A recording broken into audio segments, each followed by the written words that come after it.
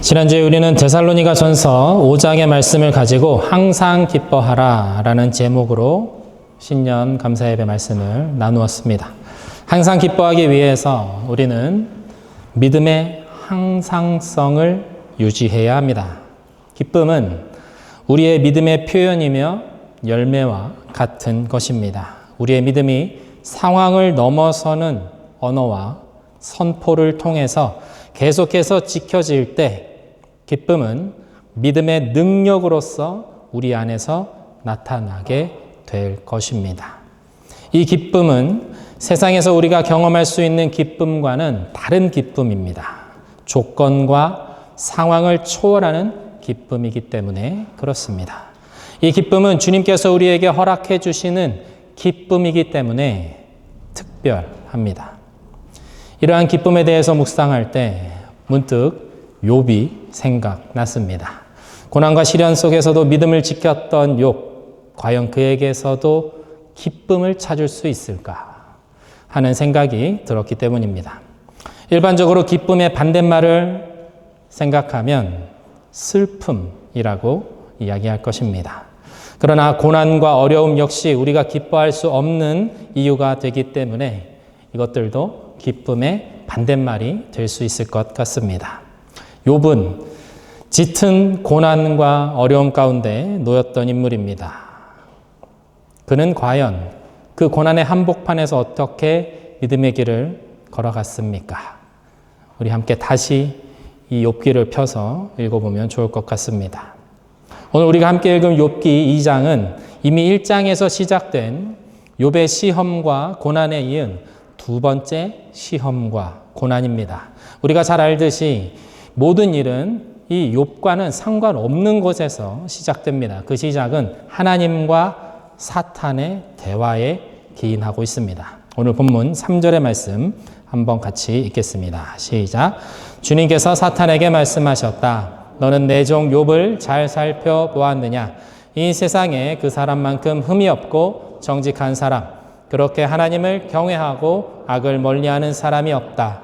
내가 나를 부추겨서 공연히 그를 해치려고 하였지만 그는 여전히 자기의 온전함을 굳게 지키고 있지 않느냐. 하나님께서 욥을 칭찬하고 계십니다. 사탄의 첫 번째 시험에도 불구하고 욥이 자신의 믿음을 지켜냈기 때문입니다. 여전히 하나님을 경외하고 자신의 온전함을 굳게 지켜낸 것을 하나님께서 자랑하고 계십니다. 아이를 낳으면 그 아이가 하는 모든 일은 칭찬의 이유가 됩니다. 밥을 잘 먹으면 밥을 잘 먹는다고 그 아이를 칭찬합니다. 걸음마를 떼고 걷기 시작하면 걷는다고, 너무 잘했다고 칭찬에 마지 않습니다. 얼마나 귀한지, 귀하다 할수록 아이가 하는 모든 일이 칭찬의 이유가 되는 것입니다. 하나님께서 욥을 대하시는 모습이 그런 것 같습니다. 욥은 완벽한 사람이 아닙니다. 그가 하나님을 경외함으로 죄를 멀리하고 자신의 온전함을 지키기 위해서 애를 쓰는 사람인 것은 맞습니다. 그러나 그것으로 죄가 없는 완벽한 인간이 될 수는 없습니다. 모든 인간은 원죄라는 것을 가지고 태어납니다. 죄를 향한 방향성입니다. 죄에 끌리는 본능적인 그 죄성이라는 것을 가지고 태어납니다. 따라서 죄로부터 완전히 자유로울 수 있는 사람은 없습니다. 다만 욥은 자신이 할 수 있는 최선을 지금 다하고 있는 것입니다. 하나님께서 욥을 보시는 그 관점은 무엇이냐면 욥이 애쓰고 수고하기 때문에 그래 수고한다. 그렇게 인정하는 그의 어떤 그 모든 노력에 대한 치하의 차원이 아닌 것입니다. 하나님께서는 욥의 존재 그 자체를 사랑하고 그를 귀하게 여기고 계시는 것이죠. 사랑하는 욥이 최선을 다해서 하나님을 경외하는 삶을 살아가고자 애쓰는 그 모습을 하나님께서 지금 귀하게 여기신다라는 것입니다. 하나님을 두려워하고 하나님을 사랑하는 그 경외함으로 그의 삶을 살아내기 위해서 애를 쓴다는 것에 대해서 하나님께서는 뭐라고 말씀하시냐면 이 욥과 같은 사람이 없다고, 그와 같은 의인이며 온전한 사람이 세상에 없다고 그렇게 평가해 주고 계시는 것입니다. 여러분, 팔은 안으로 굽습니다. 그렇지 않습니까? 지금 하나님의 팔을 보면요, 욥을 향한 하나님의 팔은 굉장히 많이 굽어 있는 것 같습니다. 공평하지 않습니다. 왜입니까? 사랑하기 때문입니다. 여러분, 사랑하면 공평하기가 어렵습니다. 욥을 바라보시는 하나님의 관점이 이미 사랑에 빠진 모습이기 때문에 그렇습니다. 그래서 그를 온전하지 않음에도 온전하다, 그가 아름답지 않음에도 아름답다, 그렇게 말씀하시는 것이죠. 아이를 너무나도 사랑하는 부모의 눈에는 아이가 무슨 일을 해도 이쁘고 사랑스러울 뿐입니다. 밥만 잘 먹어도 이쁘다고 너무너무 잘했다고 칭찬하며 쓰다듬는 바로 그 눈으로, 그 사랑의 눈으로 하나님께서 지금 욥을 바라보고 계시다라는 것이죠. 욥을 사랑하시는 하나님, 그 욥을 자랑하시는 하나님, 그 하나님께서 우리를 그렇게 사랑하시고 우리를 그렇게 자랑하십니다. 우리를, 이 땅의 교회를 하나님께서는 그렇게 사랑하시며 귀하게 여기고 계십니다. 이것이 우리의 신앙의 시작점이 되어야 합니다. 이 하나님의 거부할 수 없는 그 사랑이 우리의 존재의 뿌리가 되어야 합니다. 요한일서 4장 8절에서 10절의 말씀을 제가 읽겠습니다. 사랑하지 않는 사람은 하나님을 알지 못합니다. 하나님은 사랑이시기 때문입니다. 하나님의 사랑이 우리에게 이렇게 드러났으니 곧 하나님이 자기 외아들을 세상에 보내주셔서 우리로 하여금 그로 말미암아 살게 해주신 것입니다. 사랑은 이 사실에 있으니 곧 우리가 하나님을 사랑한 것이 아니라 하나님이 우리를 사랑하셔서 자기 아들을 보내어 우리의 죄를 위하여 화목제물이 되게 하신 것입니다. 하나님이 사랑이십니다. 그 하나님께서 우리를 사랑하셔서 외아들을 세상에 보내셨고 그를 통해 우리를 살게 하셨습니다. 우리가 죽지 않고 살게 하셨습니다. 사도 요한은 말합니다. 사랑은 이 십자가의 사실, 이 십자가가 전하고 있는 이 팩트에 있다라고 말입니다. 예수 그리스도의 십자가가 하나님께서 사랑 그 자체가 되시는 가장 큰 증거라고 말하고 있습니다. 사랑은 이 십자가의 피 흘림을 통해서 세상에 드러나고 증명되었다고, 그것 앞에서 그 누구도 부인할 수 없는 사실이 되었다고 사도 요한은 말하고 있는 것입니다. 그러니 사랑하는 성도 여러분, 자신을 비하하거나 다른 사람과 나를 비교하거나 자신의 미래를 비관하거나 미래에 대해서 불안해하거나 절망해하지 마십시오. 하나님께서 여러분을 이처럼 사랑하사 독생자를 주셨기 때문입니다. 이것이 사실로, 이것이 그 팩트로 나에게 확인될 때 우리는 기뻐할 수 있는 것입니다. 하나님은 창조주이십니다. 세상을 다스리시는 분이시고 마지막 날에 심판하시는 재판장이십니다. 그러나 하나님은 무엇보다 사랑의 하나님이십니다. 측량할 수 없는 크신 사랑으로 나를 사랑하시는 분이라는 것을 우리가 머리가 아닌 가슴으로 느낄 수 있어야 합니다.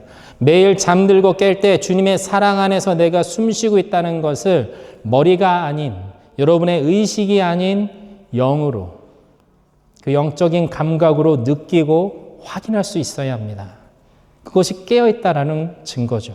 그것만이 우리의 삶을 세상에서는 찾을 수 없는, 우리가 추구하는 그 기쁨으로 우리를 충만하게 하는 방법이 됩니다. 하나님이 어떤 분이신지 알고 내가 하나님으로부터 얼마나 큰 사랑을 받는 존재인가, 그것을 아는 것. 이것을 다른 말로 하면 하나님과 나와의 사랑의 관계라고 할 수 있습니다. 아주 내밀하고 때로는 복잡 미묘하면서도 강하고 담대한 그 사랑의 관계입니다. 하나님께서 이끄시고 내가 반응하는 그런 관계입니다. 이 사랑의 관계가 성경에 등장하는 모든 인물들을 통해서 확인됩니다. 하나님께서 어떻게 그 사랑의 관계들을 이끌어 가시고 그 성경 속의 인물들은 그때마다 그 사랑의 관계 안에서 어떻게 믿음을 사용하여 하나님께 반응하며 또 순종하며 살아가는가. 성경의 각각의 이야기들을 통해서 우리는 하나님의 사랑을, 하나님이 사랑이시라는 것을 배워나가는 것입니다. 사탄은 이 성경을 통해서 하나님이 사랑이시라는 것을 사람들이 깨닫게 될까 봐 두려워합니다. 사탄은 오직 이 하나님과의 사랑의 관계를 애초에 맺지 못하게 하고 그 관계가 맺어진 사람에게는 그 관계를 깨뜨리고 망가뜨리는 것을 목적으로 하며 존재합니다. 그것이 사탄입니다. 하나님을 사랑하고 하나님을 경외하는 욥과 같은 사람은 사탄의 시기의 대상이 되고 공격의 대상이 됩니다. 오늘 보면 4절과 5절의 말씀인데요. 같이 한번 읽겠습니다. 시작. 사탄이 주님께 아뢰었다. 가죽은 가죽으로 대신할 수 있습니다. 사람은 자기 생명을 지키는 일이면 자기가 가진 모든 것을 버립니다. 이제라도 주님께서 손을 들어서 그의 뼈와 살을 치시면 그는 당장 주님 앞에서 주님을 저주하고 말 것입니다. 사탄이 말하고 있습니다. 가죽은 가죽으로 대신할 수 있기 때문에 욥이 지금 버티는 것이 아닙니까? 재산과 자녀들을 한순간에 잃고서도 욥이 하나님을 원망하지 않는 것은 그가 아직 자신의 건강을 잃지 않았기 때문에 그 자신이 그 스스로가 더 비참한 지경이 되지 않았기 때문이라고 지금 사탄은 말하고 있습니다. 그를 직접 쳐서 더 비참한 신세로 전락하게 만들면 욥은 분명히 하나님을 저주할 것이다 라고 사탄은 확신하고 있습니다. 그러나 하나님은 욥을 믿고 계셨습니다. 하나님을 향한 욥의 사랑을 하나님은 의심하지 않으셨습니다. 하지만 사탄이 공공연하게 제시하는 이 고발장에 대해서 그것을 무마할 수 있는 증거가 필요했습니다. 누가 봐도 부정할 수 없는 확실한 증거가 필요했습니다. 그렇습니다. 사랑은 증명되어야 합니다. 어떤 방식으로든 사랑은 증명되지 않으면 안 됩니다. 연인 간의, 부부 간의 사랑도 계속해서 증명되어야 합니다. 사랑의 놀라운 속성 중에 하나는 증명될 때 더욱 깊어지고 더욱 단단해지며 더욱 강해진다라는 것입니다. 그러나 사랑이 증명되어야 하는 그 순간에, 사랑이 의심받는 그 순간에 그 사랑을 온전히 증명해내지 못하면 그 사랑의 관계는 위기를 겪게 되고 심지어 깨어지게 됩니다. 사탄은 바로 이 관계에 흠을 내고 하나님과 욥이 쌓아온 이 사랑의 관계를 깨뜨리기 위해서 지금 애를 쓰고 있는 것입니다. C.S. 루이스의 스크루테이프의 편지라는 책, 여러분 잘 알고 계실 것입니다. 악마 스크루테이프가 그의 조카인 견습악마 워무드에게 편지로 인간을 유혹하고 타락시키는 전략을 가르쳐주는 책이, 가르쳐주는 그 내용이 이 책입니다. 스크루테이프는 인간이 하나님과 멀어지도록 하는 다양한 방법을 제시하고 있습니다. 그는 큰 죄보다는 작은 죄와 타협들을 통해서 점진적으로 하나님과의 관계를 끊어버리는 것을 목표로 전략을 짜라고 조카에게 조언합니다. 일상의 분주함 그리고 무관심을 이용해서 작은 불평들과 이기심, 미움과 같은 사소한 죄들이 쌓이게 하는 것이 중요하다라고 말합니다. 예배를 드리지만 형식적으로 드리게 해서 하나님과 진실된 관계로 들어가지 못하게 하라고 말합니다. 기도할 때는 자기 중심적인 기도 제목에서 벗어나지 못하도록 오직 자기 욕망을 충족하기 위한 기도만 하게 만들라고 합니다. 그리고 결정적으로 고난의 순간에는 하나님을 의심하도록 만들어라. 그렇게 이야기합니다. 고난을 통해서 하나님을 찾지 못하도록 계속해서 두려워하고 분노하게 만드는 것이 중요하다 말합니다. 사탄은 우리를 너무나도 잘 알고 있습니다. 우리의 연약한 부분을 사탄은 너무나도 잘 알고 있는 것이죠. 사탄은 우리가 예배하지 못하도록 막지 않습니다. 기도하지 못하도록 막지 않습니다. 다만 나를 벗어나지 못하게 합니다. 나로부터 시선을 들어서 주님을 바라볼 수 없도록 계속해서 방해합니다. 사탄은 아주 교묘하고 체계적으로 우리를 흔들고 공격합니다. 이러한 사탄을 우리는 너무 간과하며 그 사탄의 공격에 대해서 너무 무감각하게 살아가고 있는 것 같습니다. 사탄은 아주 예리하고 정확하게 우리의 연약한 부분을 파고 들어옵니다. 그런데 우리는 아무 대책도 없이 우리의 약점들을, 우리의 연약한 부분들을 계속해서 내어줍니다. 우리 청년들과 함께 부부학교를 할 때 제가 가장 강조하는 것 중에 하나가 바로 사랑의 관계를 향한 사탄의 공격에 대해서 민감하라는 것입니다. 사탄은 결코 우리가 그리스도 안에서 서로 사랑하는 것, 그리고 그 사랑 안에서 믿음의 가정을 세워나가는 것, 이것을 좋아하지 않습니다. 이 믿음의 가정이 세워진다는 것은 하나의 교회가 세워지는 것만큼 사탄이 싫어하는 일이라고 저는 생각합니다. 따라서 사탄은 기회가 되면 계속해서 파고들어서 믿음의 가정이 세워지지 못하게 방해를 합니다. 가정이 깨어지도록 최선을 다해서 공격합니다. 그 공격을 인지하는 것이 중요합니다. 이것은 영적인 부분입니다. 가정의 불화, 부부간의 다툼은 여러분 그냥 일어나는 것이 아닙니다. 감정의 문제일 수도 있지만 그게 다가 아니라는 것이죠. 사탄은 가정의 가장 연약한 사람을 통해서 그 가정을 흔들며 공격합니다. 강한 믿음의 가정은 서로 함께 서로를 위해서 계속해서 기도로 나아가며 하나 되어 있습니다. 칭찬과 격려의 말들로 서로를 붙들어줍니다. 사랑과 인정의 말들로 서로를 지켜줍니다. 보호해줍니다. 세워줍니다. 그렇게 할 때 사단의 공격을 무력화할 수 있습니다. 그러나 사단은 결코 포기하지 않습니다.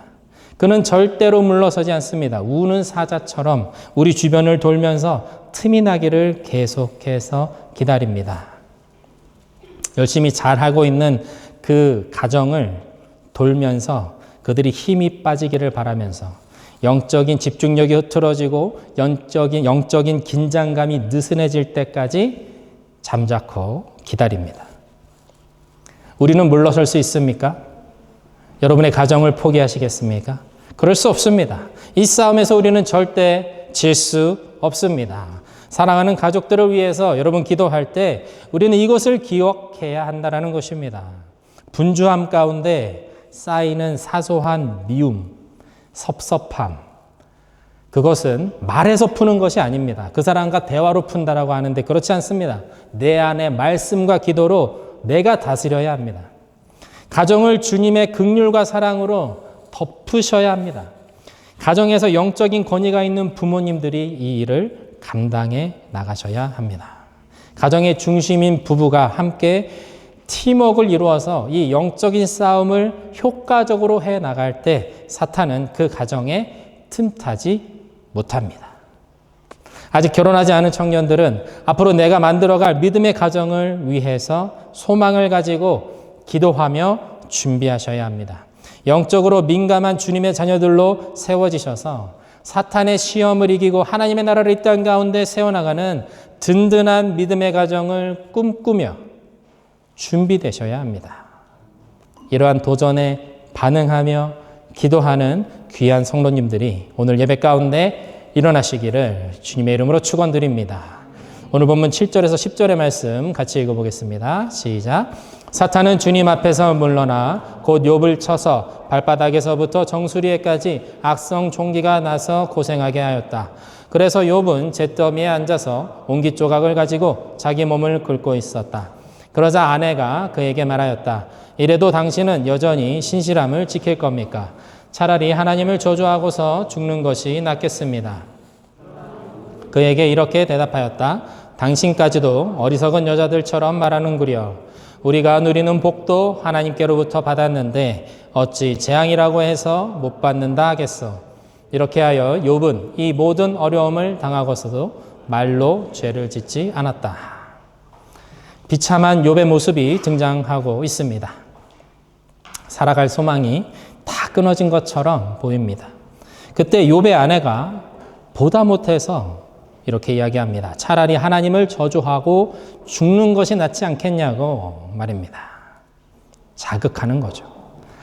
분노하도록 그 분노를 쏟아내라. 네 안에 있는 분노가 있지 않느냐.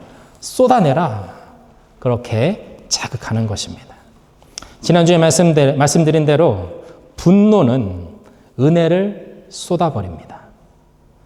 믿음의 항상성을 끊어버리는 가장 강력한 장애물은 분노라고 저는 생각합니다. 그러므로 사탄은 우리를 계속해서 자극하며 분노하게 합니다. 혹시 남다른 정의감에 불타는 성격 가지고 계신 분 여기 계십니까?